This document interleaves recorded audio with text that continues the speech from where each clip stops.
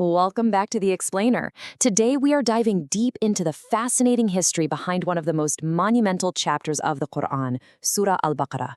If you've ever wondered about the exact on-the-ground circumstances that shaped its verses and literally laid the groundwork for an entire civilization, well, you're absolutely in the right place.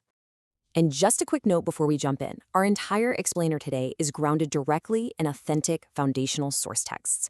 We aren't just tossing around high-level summaries here, we're pulling historical analysis straight from the primary documents. This guarantees you're getting a really rigorous, highly authentic look at the history.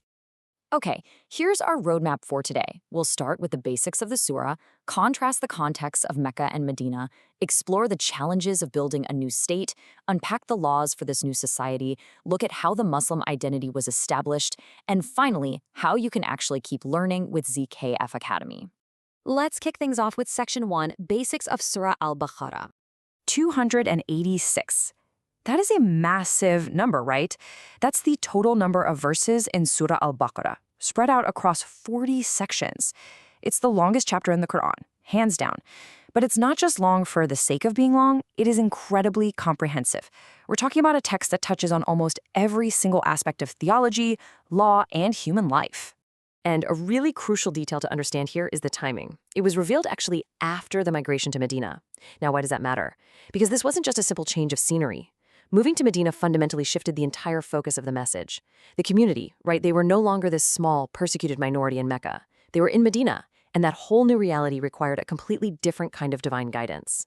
Which brings us to Section 2, the Mecca versus Medina context, and that big shift in focus. So it's absolutely crucial to understand this dichotomy. Back in Mecca, the primary audience, it was idolaters. So the focus was highly theological. It was all about establishing the oneness of God, the basics of faith, the reality of the hereafter. It was really about individual spiritual survival. But once they migrated to Medina, the landscape totally flipped. Now they're engaging with politically and economically established groups, like the Jewish tribes, and they're having to navigate complex internal political factions, like the hypocrites. The objective shifted from mere survival to actual state building. They weren't just scattered individuals anymore. They were a unified community interacting with other highly sophisticated communities. Moving on to Section 3, Challenges in the New State. Just imagine trying to build a brand new society totally from scratch. Our source texts detail how the Muslims had to transition from being these persecuted individuals into one singular unified nation.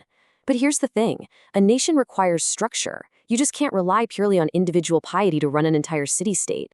Let's break down exactly what those hurdles were. First off, transitioning into a unified nation requires a massive psychological and social shift.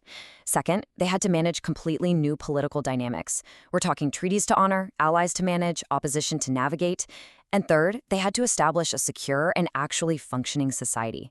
Basic spiritual guidance just wasn't enough anymore. They needed a concrete, actionable system if they wanted to survive and thrive as a collective unit. That takes us to Section 4, Laws for a New Society. So Surah Al-Baqarah steps in as the ultimate blueprint for this new society. It didn't just offer prayers, it laid down the foundational rules for practically everything. It introduced civil laws to manage things like marriages, divorces, and inheritances. It established strict criminal laws to ensure justice and keep order in the streets. It completely overhauled economic systems, most notably prohibiting usury or interest to ensure trade was actually fair. And of course, it deeply ingrained ethics and morality into the very fabric of public life.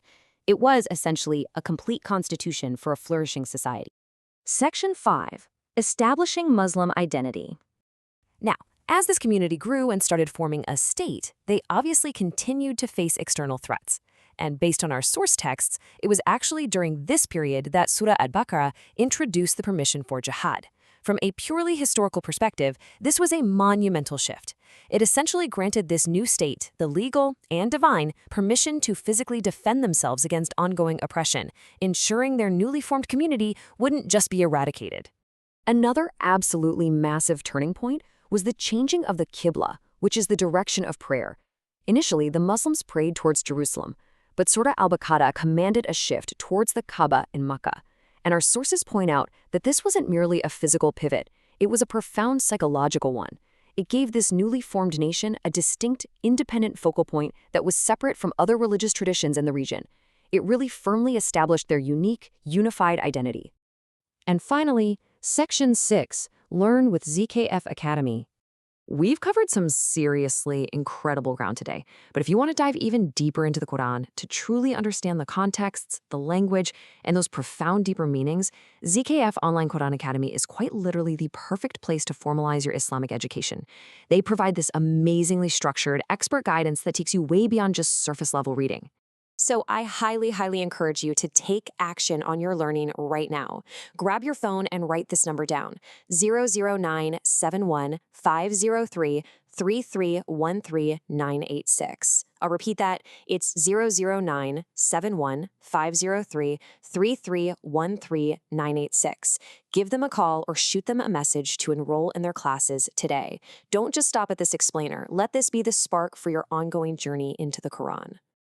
And to wrap things up, I want to leave you with a final thought to ponder. Now that you actually understand the immense historical weight behind it, that huge shift from Mecca to Medina, the incredibly complex challenge of state building, the establishment of all these new laws, and the forging of a brand new identity, how will your perspective change the very next time you open the Qur'an and read Surah Al-Baqarah? Keep that in mind, reflect on it, and for sure reach out to ZKF Academy to keep learning. Thanks so much for joining me on this explainer, and I will see you next time.